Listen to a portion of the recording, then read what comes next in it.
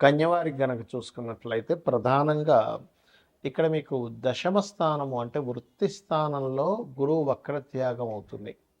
కాబట్టి గురువు ఎప్పుడైతే వృత్తి స్థానంలో వక్రత్యాగం అవుతుందో మార్చి 11వ తేదీ నుంచి అదేవిధంగా ఈ యొక్క జూన్ 1వ తేదీ వరకు దశమంలో ఉంటాడు. దాని తర్వాత జూన్ 2 నుంచి కర్కాటకంలోకి లాభస్థానంలోకి వస్తాడు.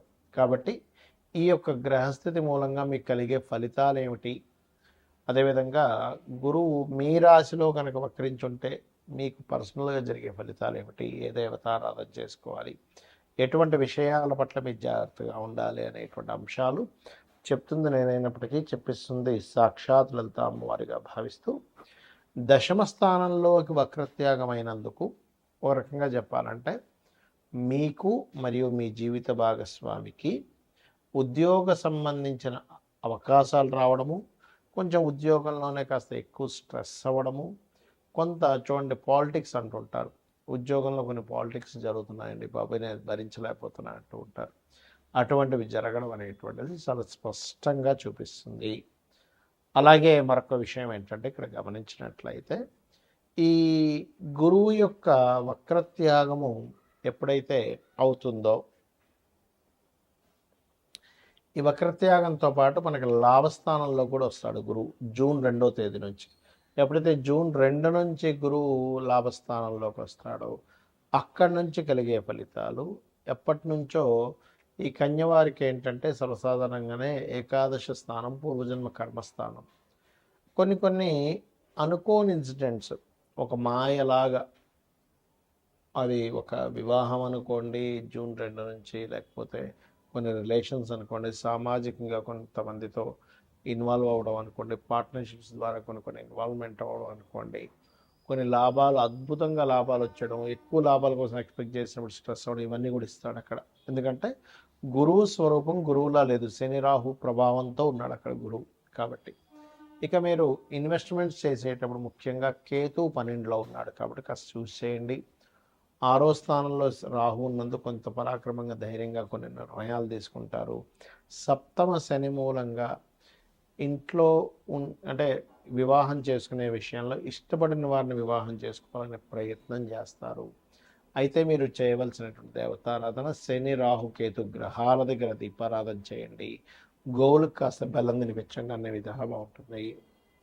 అయితే మీ యొక్క పర్సనల్ చార్ట్లో ఏదైనా ఒక గ్రహం వక్రించిందనుకోండి, అసలు మనకి మొత్తం 9 గ్రహాలలో అంటే రవిచంద్రులు ఎప్పుడు వక్రించవు, రాహుకేతువులు ఎప్పుడు వక్రగతిలోనే ఉంటాయి. అయితే ప్రత్యేకంగా వక్రించేటువంటి గ్రహాలు ఏమిటి అని చెప్పి చూసుకున్నట్లయితే గురువు, శని, కుజుడు, బుధుడు, శుక్రుడు, ఈ 5 గ్రహాలు.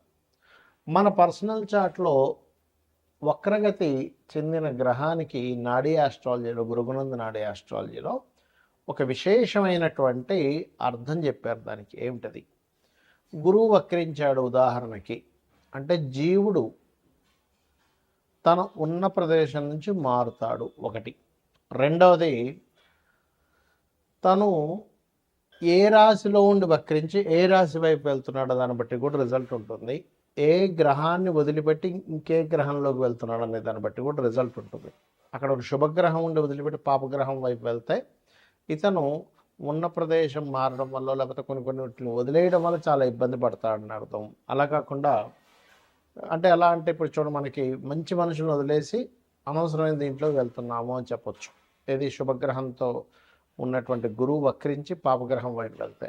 అలా కాకుండా పాపగ్రహంతో ఉన్నటువంటిది వదిలేసి శుభగ్రహం వైపు వెళ్తున్నాడు అనుకోండి, మీ లైఫ్లో ఖచ్చితంగా కొన్ని ఇబ్బందులు ఏవైతున్నాయో పోయి మళ్ళీ మంచి టైం వస్తుందని కూడా చెప్పొచ్చు.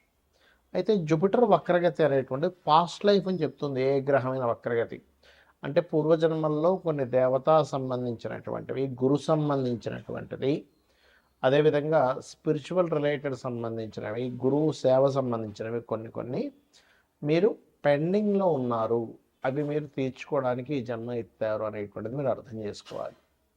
ఇక అంటే ఎవరికైనా గైడింగ్ చేయడం అనుకోండి, టీచింగ్ చేయడం అనుకోండి, ఇవన్నీ కూడా అనుకోండి. ఇక రెండవది శని గనక వక్రించాడు, ఇక్కడ కూడా మీరు శని అంటే కర్మకారకుడు, ఉద్యోగానికి కారకుడు కాబట్టి ఈ ఉద్యోగానికి కారకుడైన శని మీ జన్మజాతకంలో ఏ రాశిలో ఉన్నాడు?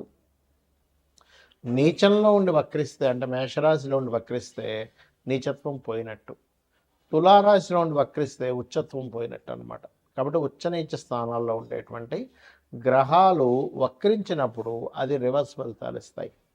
అలాగే మిగతా రాశుల్లో ఏ రాశిలో ఉండి వక్రించాడు, ఆ యొక్క తత్వాన్ని వదిలిపెట్టి పక్క తత్వాన్ని ఇది తీసుకోబోతుంది అనేటువంటిది మీరు అర్థం చేసుకోగలగాలి. అలాగే ఇక్కడ ఏంటంటే ఎప్పుడైనా శని భగవానుడు వక్రించాడు అంటే పూర్వజన్మల్లో మనము చేయవలసినంత జాబ్ అనుకోండి, మనం ఎక్కడో మనకు ఒక జాబ్ ఇస్తే ఆ జాబ్ని సరిగా చేయకపోవడం వల్ల మన కర్మలు కొన్నిటిని వదిలేసాము, పూర్తి చేయలేదు. ఆ కర్మలు కంప్లీట్ చేయడానికి ఈ జన్మలో పుట్టాము. అందుకే ఎవరైనా శని వక్రించినప్పుడు అది ముఖ్యంగా డియోల్ సైన్ వెళ్ళినప్పుడు డియోల్ కారకుడితో కనెక్ట్ అవుతున్నప్పుడు రెండు జాబులు చేస్తారు. అది. ఇక మరొక విషయం ఏంటంటే ఇక్కడ ఉన్న ప్రదేశం నుంచి ఇతర ప్రదేశాలకు వెళ్తే వీళ్ళ యొక్క కెరీర్ బాగుంటుంది అనేటువంటి సంకేతం మీ జన్మజాతకంలో కనుక శని వక్రించాడంటే.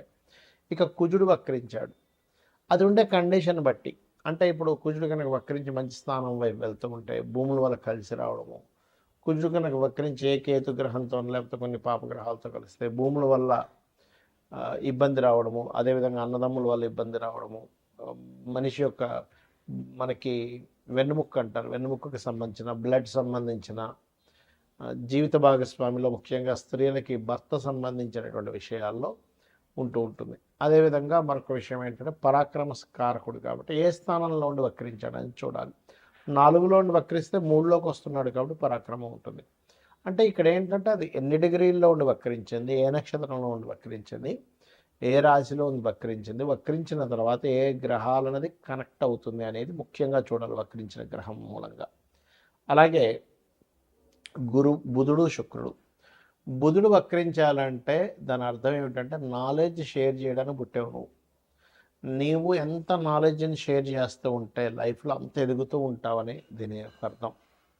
అదేవిధంగా పూర్వజన్మల్లో కొన్ని రిలేషన్స్ పోగొట్టుకొని మరలా ఆ రిలేషన్స్ కనెక్టివిటీ కోసం ఈ జన్మ ఎత్తడం జరుగుతుంది. బికాజ్ ఆఫ్ బుధుడు ఇస్ రిలేషన్స్ కారకుడు, ఇది ప్రధానంగా గుర్తుపెట్టుకోవాలి. ఇక శుక్రగ్రహం ఎప్పుడైనా సరే గుర్తుపెట్టుకోండి, శుక్రుడు భార్యాకారకుడు, ధనకారకుడు.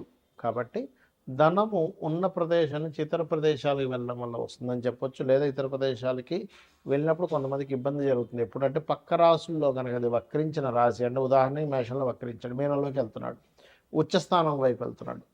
అలా కాకుండా మీనంలో ఉచ్చస్థానంలో వక్రించాడు, ఉచ్చస్థానం పోగొట్టుకుంటుంది. అదేవిధంగా ఏ రాశిలో అయినా శుక్రుడు వక్రించినప్పుడు ఆ వెనక రాశిలో ఉండే ప్లానెట్ ఏమిటి, ఆ వెనక రాశిలో ఉండే ప్లానెట్ యొక్క స్థితి ఎలా ఉంది కూడా చూసుకోవాలి. ఇక మీరు ఈ గ్రహాలు వక్రించినప్పుడు దానికి సంబంధించిన, అంటే కొంతమందికి స్త్రీలతో, ఇప్పుడు శుక్రుడు అనుకోండి, స్త్రీలకు చేయాల్సినవి కొన్ని బ్యాలెన్స్ ఉండిపోయాయి, అంటే చెల్లి అనుకోండి, భార్య అనుకోండి. అదేవిధంగా అందుకే కొంతమంది సప్తమంలో కనుక తన శుక్రుడు వక్రిస్తే జీవిత భాగస్వామి దూరంగా వెళ్ళడం, జీవిత భాగస్వామితో ఏదో కారణం చేత దూరంగా ఉండడం కూడా జరుగుతుండదు లగ్న సప్తమాల్లో వక్రించినప్పుడు. ఇక ఇవన్నీ ఒక ఎత్తు అయితే, మీ పర్సనల్ చార్ట్లో మనం గోచార ఫలితాలు ఎలా అయితే చెప్పుకుంటున్నాం, పర్సనల్ చార్ట్లో ఉండేటువంటి లగ్నం నుంచి 12 భావాధిపతులు ఎలా ఉన్నాయో చూసుకోవాలి. అంతేగాని ఎల్నాటి శని వల్లే నాకు ఇబ్బంది వస్తుంది, కాల్సపు దోషం వల్ల ఇలా వస్తుందని అనుకోవడం కాదు. ఇవి చూసుకుంటూ మీకు సరే మీ జాతకం తెలియదు, రెగ్యులర్గా రోజు లలితా సహస్రనామాల యొక్క శ్రవణం కానీ పఠనం కానీ చేయండి, ఖచ్చితంగా మీకు బాగుంటుంది. శ్రీమాత్రే నమః.